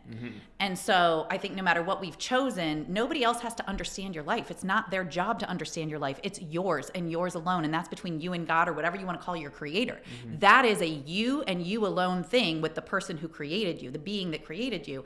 And I think too often we sell ourselves short of what we actually want to do because there's something outside of us, somebody outside of us that we feel, I don't know, allegiance to, or some kind of desire to seek validation from them, that we actually prevent ourselves from doing the very things that we really want to do in life, whether that's drinking or entrepreneurship or whatever it is, that you're holding yourself back from. Right? Or I guess I should say stopping drinking or being an entrepreneur or whatever that is that you really desire to do, that change that you're looking to make in your life should really be because you want to do it and you're happy for yourself when you do it and you're not waiting on anybody else to understand it or figure it out for you. Yeah, I don't think there's anything more beautiful than that. Like being in a spot in your life to where you go, this is like not working. Like something I'm doing is like pissing me off. So I'm sure it's pissing everybody else off. It doesn't, like all of these other things that I'm talking about doing, it doesn't support. Like why do them? It doesn't make any sense to me. Like I understand wanting to have a good time. Like trust me, like you, I am very good at that as well. Like I think that also makes it harder. Because like I'm good at it. And it was fun. And people love me when I do it. Totally. You know what I'm saying? Like that makes it a little bit more difficult too. The thing that I didn't realize that it was going to happen is, and again, I'm not like this big drinker, but if we're going out with friends, I'm definitely going to be drinking. Right? Or, not this month or not until we make 50,000 tomorrow. But we had some friends come in and I was so anxious about going out. And all we did was go have lunch at this brewery and it was beer and pizza. And I was like, holy shit, is this actually who I am in social situations with some of my best friends in the world? I'm nervous to go hang out because I don't have this like save all of like, okay, I can at least have a couple beers. That's probably not good. Like that's something that I should pay attention to. And it takes doing something like Dry January and getting, made fun of for doing that or whatever to be like, holy shit. And not everybody has that. Some people, I really do believe that alcohol, it suits them. I think they can have one drink and in a social situation that makes them feel better. They're nicer or whatever. And then they don't overdo it. They don't feel like they have to have 10. Right. And like they're that's drinking to enjoy, not drinking to consume. Right. I was a drink to consume. And sure, I enjoyed some of it too, but it really didn't matter what it was. It was going in. And I was fine. Right. And there was no cap on the quantity. No, absolutely not. And as a matter of fact, I could drink you under the table if we want to go that. Right. Like that was always my like. I'm going to drink 20 beers today. Like that's. I'm going to win. Exactly. And I think there's a time in life where that's whatever. I was in the Army. I had a great Army career. I was way fitter than I am now. But doing that. I mean. A little easier back then. Exactly. There's a time and place. Not as many headaches. Jesus. Like that's part of the reason why I started thinking about it. I was like, I am so dull. Hungover. I can't think. I can't have a conversation. I am not sharp at all. It's just holding you back from your life. A big time. Yeah.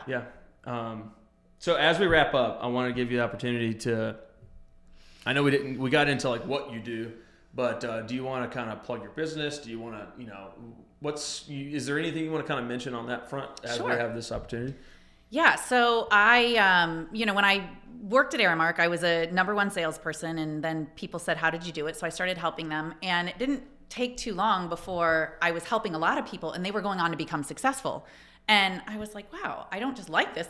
Apparently I'm good at it, right? This person went on to become number one in the nation, and this person went on to become number 3 in the nation. And somebody said to me, this is a thing. Like, people pay people to do this. And I was like, what? No, come on. I mean, after 15 years of being a high school teacher, I knew how to work for free. I knew how to help people for free. I was very well rehearsed in you just stay after school and tutor kids, and that's what you do, right? Yeah. Now, I also was a tutor at that time, and I made a lot of money tutoring, and I tutored people like the Schwarzeneggers, so cool. I knew that was another entrepreneurial effort that I had. I just didn't realize that people paid to learn things like that. Mm-hmm. And so through conversations and a couple of other experiences in my life, I was like, well, I guess I'm a sales coach, because that's something that everybody wants to learn. And I know how it feels to not want to be salesy. I know how it feels to have a gift that you want to share with others, but to not understand how to create the experience that they want to buy it from you. And I know how to do it successfully, because I did it without feeling salesy and doing it my way. I mean, I think that was one of the biggest things when I was at Aramark. It was like, yeah, I wrote my thank you notes. I didn't sit there and make 200 calls on Mondays. Right. I did not do things the way that my company wanted me to do it. Not because I was necessarily a rebel, I think I am, but I also think I was so connected, you asked this earlier, about following it the way that my soul was telling me to do it. And sure, it was scary. Sure, I didn't know if it was going to work out, but I just kept taking those steps, doing what I know was true for me. And other people saw it, and other people wanted to learn it. And so as I started coaching people, I was like, well, let me just do this on the side. And before I knew it, I couldn't afford to stay in my job. I was making such good money over here that I was like, well, this almost seems like the time that I'm spending doing this is costing me money. Right. What a sweet spot. Great. Yeah. Great sweet spot. And I will say this to anybody who's in the early stages, if you still have your full-time job, if you're hustling, keep hustling and do what you can do to make both work until it makes sense. Right. And I'm not a big proponent of logical, practical, pragmatic, responsible things necessarily, but you got to put food on the table, you got to pay your mortgage, you got to pay to live, and you're feeding your dream. So look at it like that. Invest a lot of people are like, I don't want to stay in this job, it's killing me. Then do whatever it takes. Use whatever resources you're getting from this to live to help you do this on the side, and let this be the thing that lights you up every day. Mm-hmm. Like I heard Liz Gilbert has this book called Big Magic. I'm a big reader. I read a lot of different things. And I read her book very early on, Big Magic. And she said, if you are in a job that you don't want to be in, then do whatever it takes to have an affair with your dream, with your passion. Because think about what people do when they're having an affair. They will take 15 minutes in the stairwell if that's the time that they can get together. And they will love every second of it. And then they'll go back to their life, and then they'll just live for the next time that they can have that experience with that person.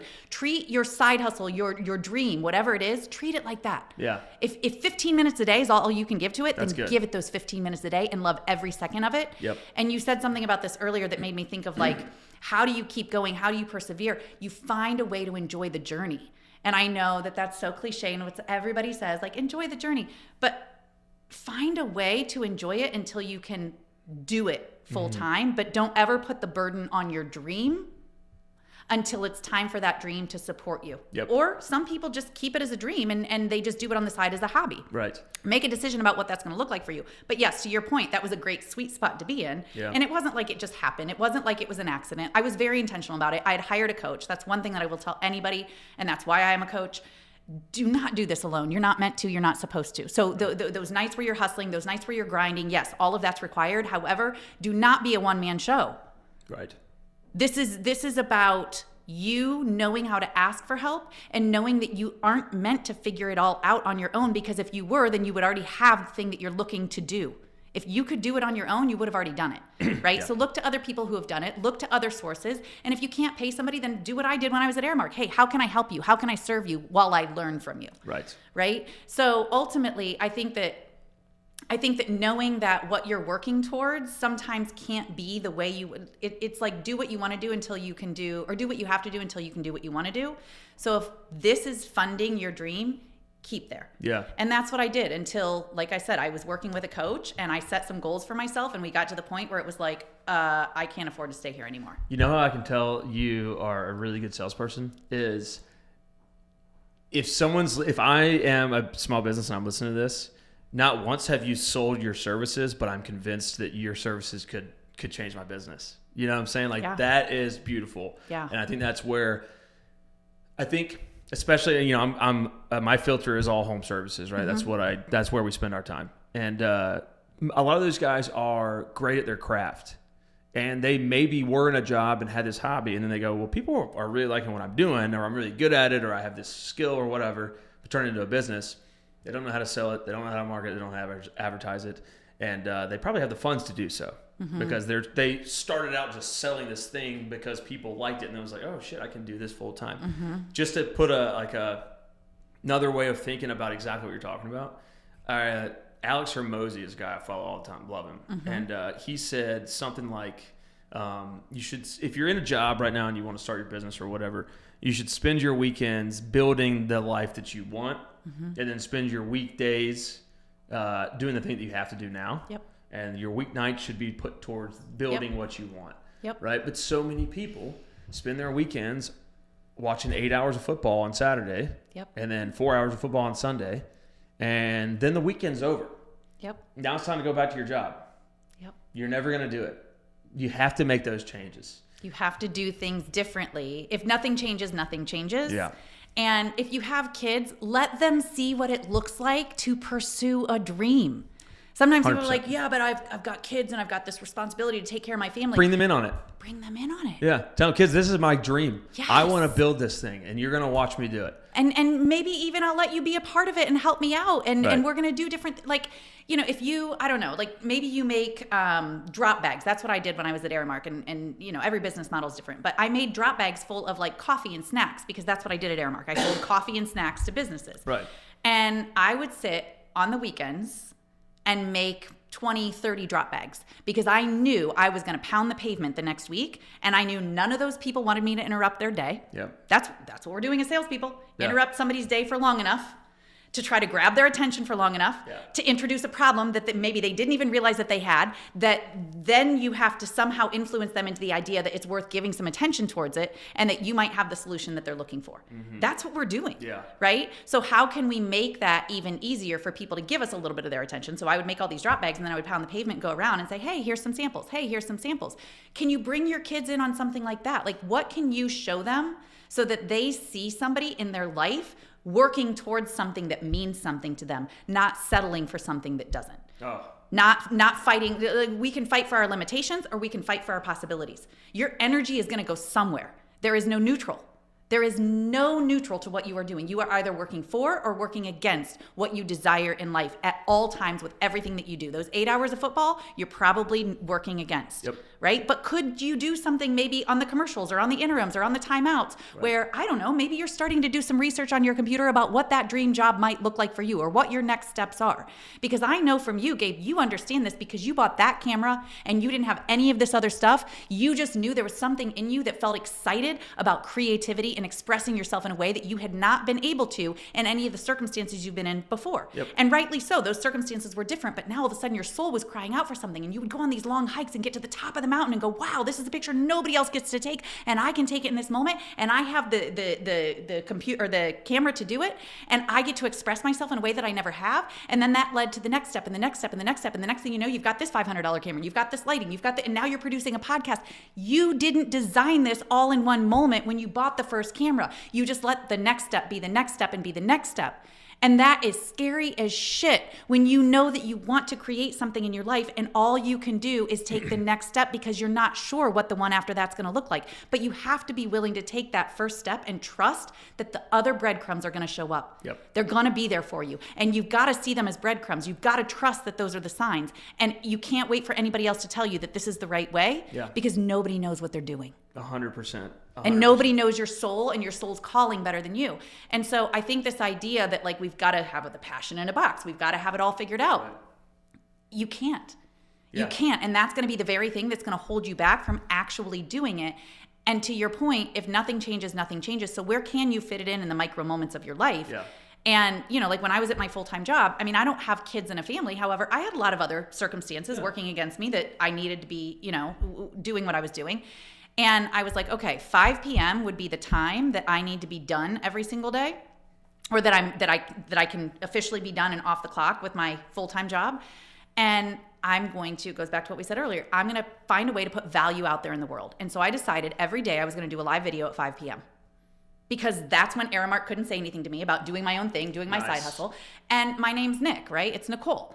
And I was like, well, you know, I did kind of always want my own TV show. What if I just call it Nick at Night? Oh, nice.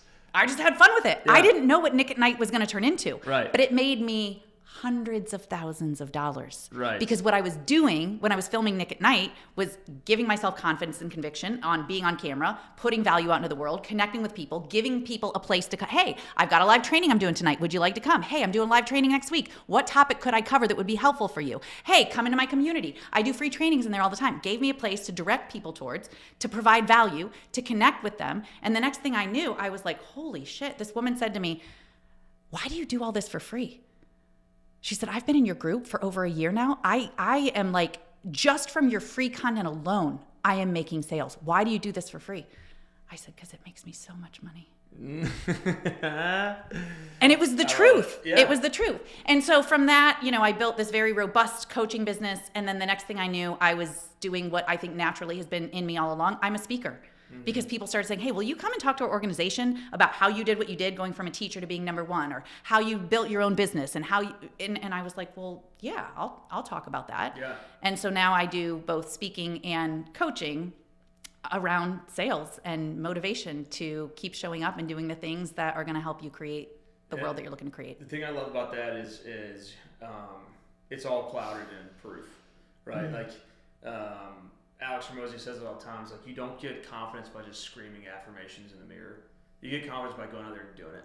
You know? Fucking it up. And exactly. And then learning and then doing it right. And like, that's why people are willing to pay you for what you do. Yeah. Is because it's not bullshit. I think the thing I want to end on, and then we can start wrapping, is like talking about entrepreneurship and what drives and all that stuff. And in our conversation today, I think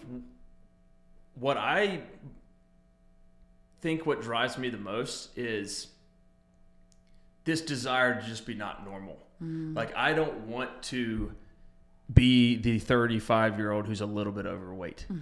I don't want to be the 35-year-old who has like the 2 kids and the dog and the normal house and blah, blah, blah, blah, blah. Right? Like, I don't want to be the guy who has a job that makes pretty good money. You know, I want to be different. If I look at my entire life, like talking back to 5th grade, high school, I can see these decisions that I was making that I still remember, that I had no idea why I was making them, but now I know why I was making them. Like little things like I was in 5th grade and I organized on the playground a wall ball tournament where teams would pay $1. I'd keep 50 cents. Nice. And then we had the pot would go to the winner, right? High school, I was president of my freshman class, and the basically only responsibility I had was to pick a color for our grade, like red, yellow, white, whatever. Yeah.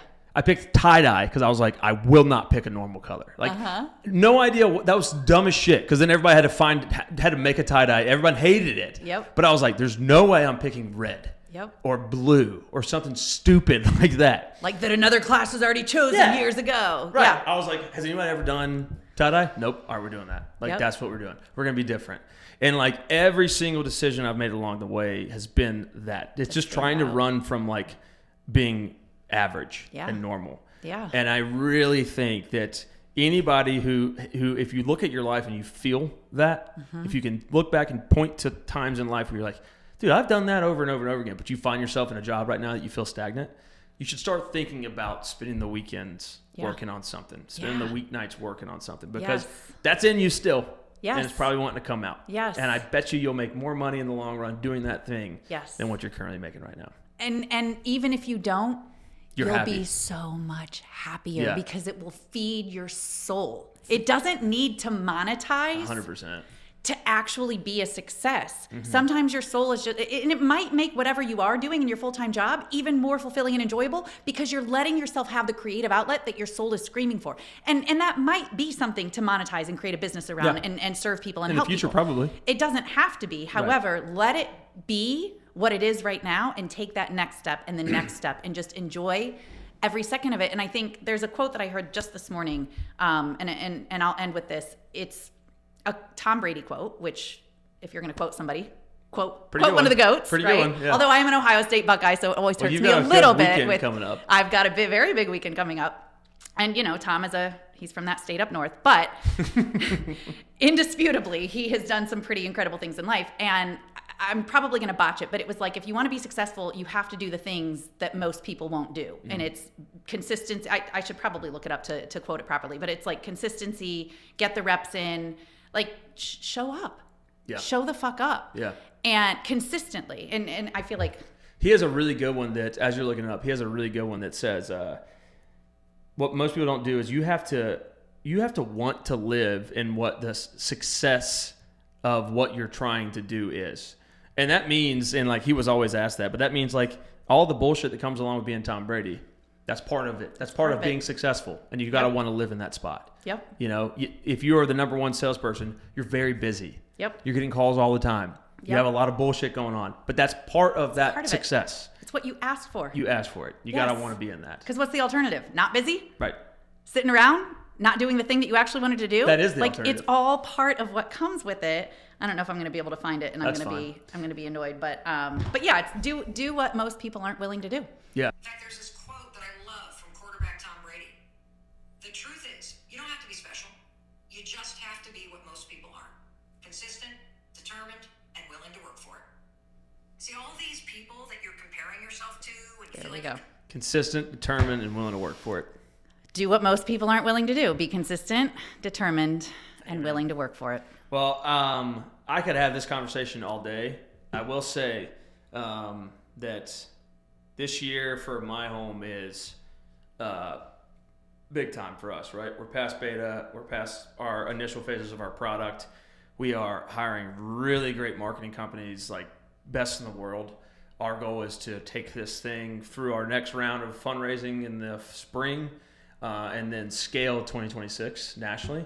The reason why I say that is because I've got my hardest sell, which after this conversation is throughout 2025, I've got to somehow convince you to come be on the MyHome team and help us scale this thing nationally in 2026. So I understand how much of an undertaking that is for me. So I'll spend 12 months doing it. Yeah. But Nicole, thank you so much for coming in. This was a really awesome conversation. We'll have to do another one in like a couple months. Yeah, I love this, Gabe. Thank you. Yeah.